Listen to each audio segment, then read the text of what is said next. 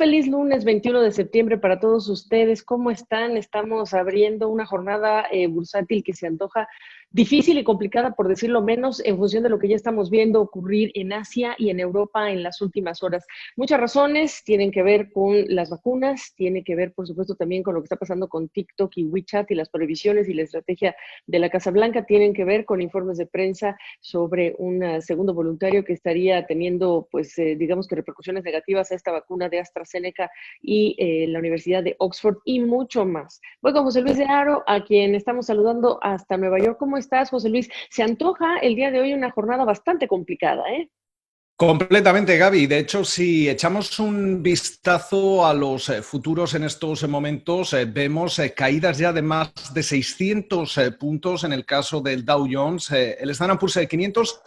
y el Nasdaq Compuesto también estarían cayendo del orden de casi un 2%, y en estos momentos parece que nos vamos a enfrentar a uno de los peores meses de septiembre desde 2011. Sobre todo, seguimos atentos, como bien comentabas, a la pandemia, en un momento en el que esa vacuna de AstraZeneca volvía a dar problemas, y mientras tanto también vemos un repunte en el número de casos en múltiples países europeos, mientras que aquí en casa también durante la jornada del domingo veíamos un importante repunte a medida que nos vamos acercando cada vez más ya a los 200.000 fallecidos por este virus, en una semana en la que además vamos a contar con múltiples referencias macroeconómicas y sobre todo vamos a tener declaraciones de nuevo del presidente de la Reserva Federal, Jerome Powell, que va a hablar hasta en 3 ocasiones. La primera,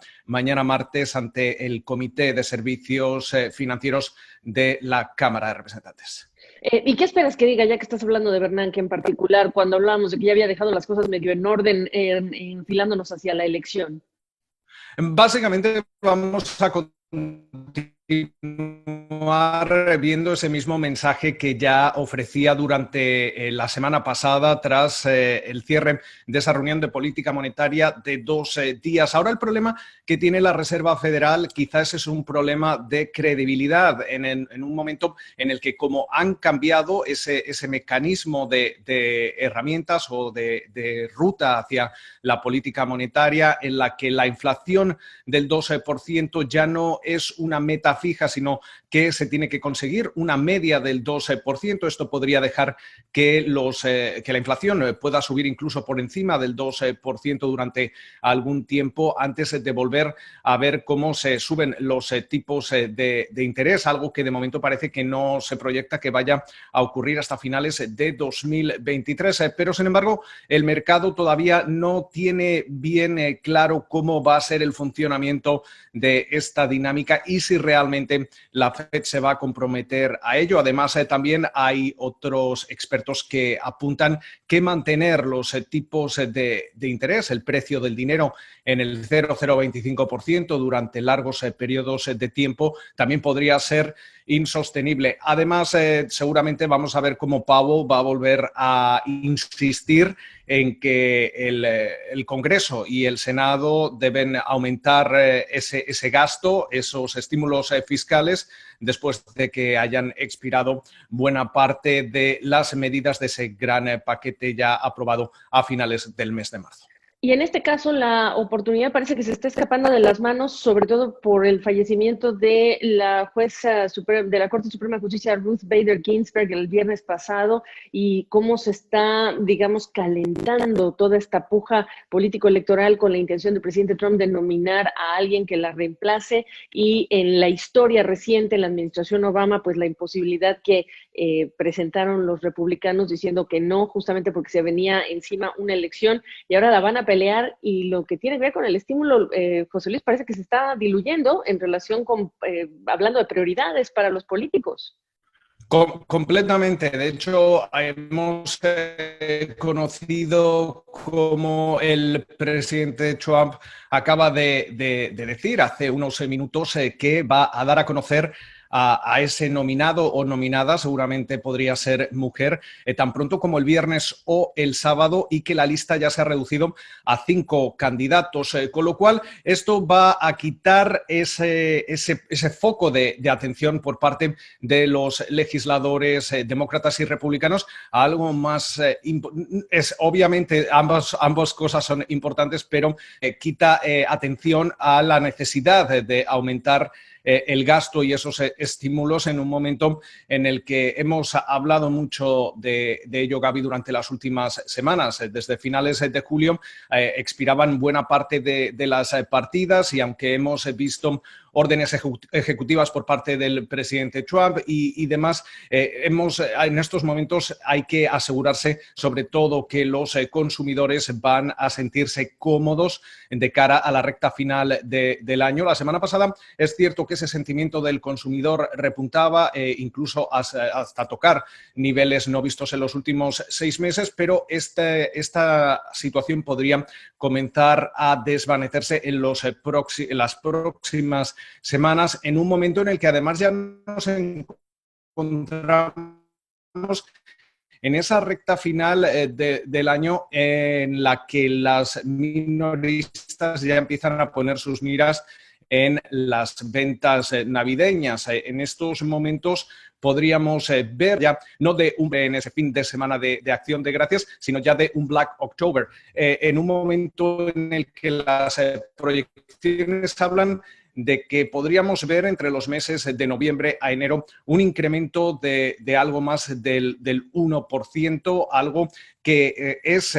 positivo dentro de lo que cabe, dado que, por ejemplo, en la crisis financiera en 2008 vimos una caída en esas ventas navideñas. Pero, sin embargo, todo ello va a depender de que los consumidores estén cómodos, claro, se sientan seguros y quieran gastar. Todo ello va a depender de ese próximo posible estímulo que ahora mismo parece que no va a llegar hasta después de las elecciones. Exactamente. Y cuando ya tenemos algunas noticias de las estrategias que van a tomar estas tiendas durante este año de pandemia en el Thanksgiving, si van a abrir o no las tiendas ese día jueves, yo diría que lo común sería regresar a esos tiempos donde todos se dedicaban a cenar y se olvidaban de que el postre era la compra, ¿verdad? Pero cada quien.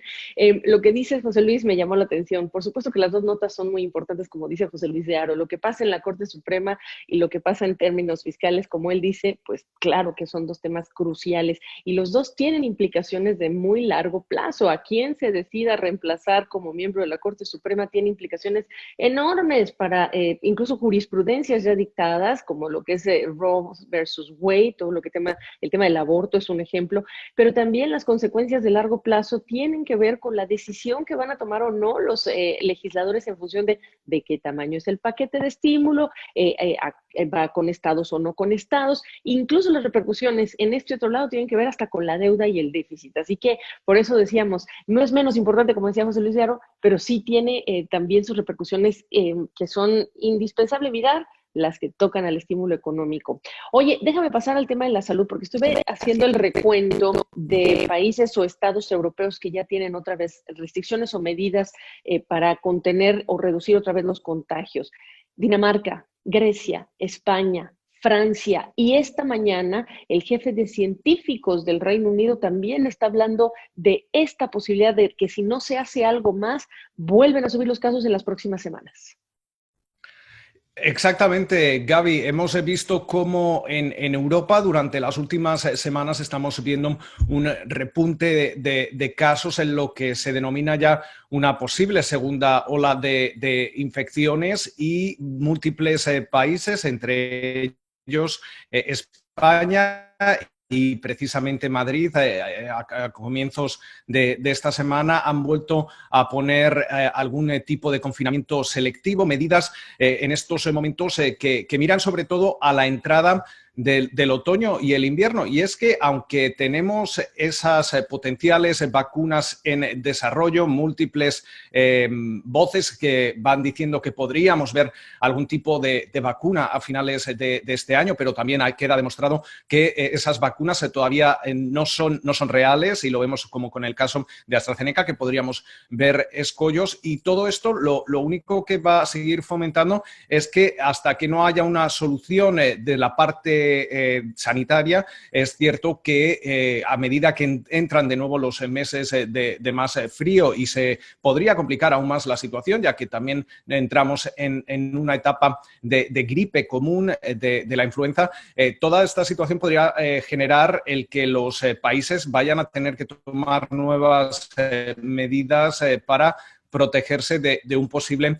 aumento de casos. Todo esto hay que hacerlo de forma equilibrada, o lo más equilibrada posible, precisamente para no volver a hacer mella en la economía, porque aquí en Estados Unidos hemos visto cierto repunte en la actividad económica, pero es cierto que en Europa, en algunos países de Europa, ese repunte o esa recuperación está siendo algo más débil, y aún así también hay que recordar que aquí en Estados Unidos los casos han seguido subiendo durante el mes de verano en estados que no se vieron afectados al comienzo de la pandemia, pero que luego sí han visto repuntar el número de casos, y por eso toda esta situación puede complicar esa recta final del año, no solo a nivel de lo que es la crisis de salud, sino también porque aquí en Estados Unidos tenemos elecciones, y todo ello van a ser factores a los que el mercado va a seguir muy pendiente. Es muy importante lo que estás diciendo. En unas horas ya estamos entrando y marcando el otoño boreal juntos, ya en unas horas. Y yo te digo, un síntoma de gripe puede ser confundido con un síntoma de COVID, y toda esta incertidumbre se puede volver a acentuar. Y el tema aquí es la recuperación económica, y cuánto de la recuperación económica está en riesgo en las próximas semanas y meses. Estoy dejando dos temas para el final que son densos pero muy importantes. Lo que surgió el fin de semana en relación con los bancos, lavado de dinero, por cuánto tiempo habrían seguido, ¿no? Según una investigación que se publicó y que está llevando a la acción de HBC a marcar mínimos que no se veían desde 1995, José Luis.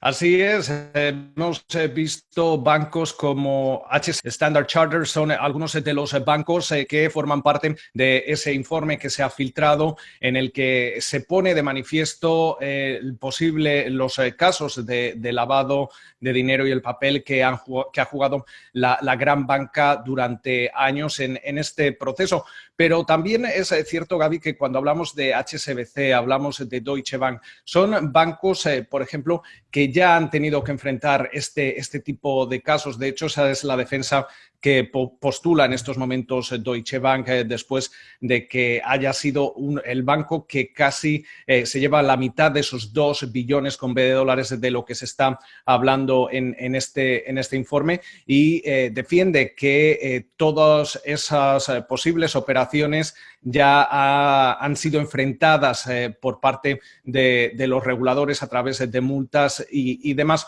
Pero esto pone de manifiesto que son dinámicas que la gran banca ha estado empleando durante décadas, y pone de manifiesto también cómo son procesos que los reguladores deben de seguir más de cerca, sobre todo para recuperar la confianza, y sobre todo en un momento en el que la gran banca enfrenta también sus retos de rentabilidad y de rendimiento a partir de la pandemia. Estamos viendo, por ejemplo, en Europa grandes fusiones bancarias. Aquí en Estados Unidos vamos a ver una ronda de pruebas también en un momento en el que tenemos esa tendencia del fintech, de las nuevas compañías tecnológicas financieras, que van a suponer también un reto importante para los bancos, no solo estadounidenses, sino del resto del mundo. Exactamente, y los bancos han dicho en las últimas horas que ellos ya han hecho su parte en lo que está diciendo José Luis Diaro, es importante, que es traer la versión de las instituciones financieras que son aludidas o están siendo aludidas en este reporte. Ahora sí, la pregunta del millón para cerrar esta conversación pues tiene que ver con ¿y qué pasó con TikTok? Entró Oracle, entró Walmart, ¿será o no de propiedad estadounidense o al menos no propiedad china como quiere el presidente Trump? Por un lado. Y por otro lado, este recurso o esta, digamos, prohibición que activa un juez a lo que sería esa prohibición contra WeChat que quiere el presidente Trump para que no opere acá en Estados Unidos, pues ahora sí que apelando al First Amendment, a lo que es el derecho de libertad de expresión, resulta interesante. Vamos a terminar con esto para aclarar dónde están las cosas. Básicamente, Gaby, se supone que tras el beneplácito que daba el presidente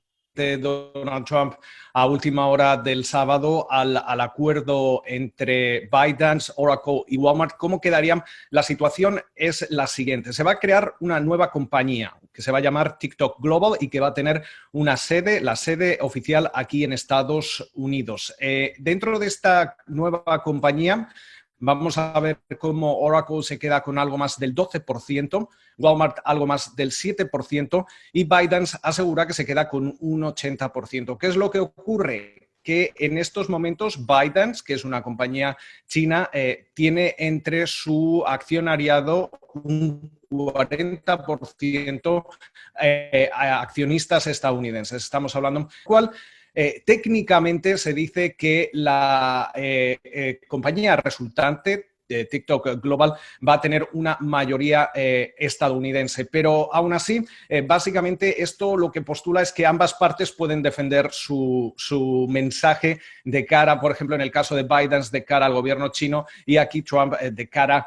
al electorado estadounidense. Vamos a ver cómo va a contar esta nueva compañía con un consejo de administración de 5 miembros, entre ellos el consejero delegado de Walmart. Y mientras tanto se habla de que se podrían crear hasta 25.000 empleos, la mayoría de ellos en Texas. Mientras tanto, eso sí, hemos visto también cómo el Departamento de Comercio retrasaba esa prohibición para descargar TikTok aquí en Estados Unidos hasta unas semanas, precisamente para dar tiempo a que comience a materializarse todo este proyecto y en el caso de que se materialice, básicamente vamos a ver cómo se levantaría esa prohibición. Y por otro lado tenemos el caso de WeChat, propiedad de Tencent, al que no se le ha dado tanto margen como a TikTok, de hecho no se le ha dado ningún margen y mientras tanto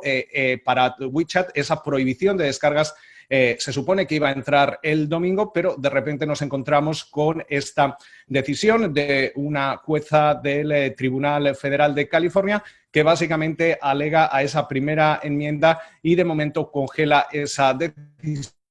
con lo cual vamos a tener que ver cómo va evolucionando este proceso porque una vez más nos encontramos en que las decisiones que pueda tomar la administración Trump o el inquilino de la Casa Blanca,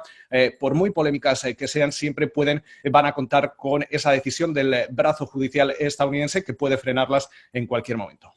Desde el día uno de esta administración, de esta Casa Blanca de Donald Trump, nos recuerdan que no contaban con la astucia del sistema judicial de los Estados Unidos. Pues ahora sí que abróchense los cinturones porque este lunes va a ser un lunes que se antoja difícil en los mercados bursátiles. Te mando un abrazo, buena semana, José Luis.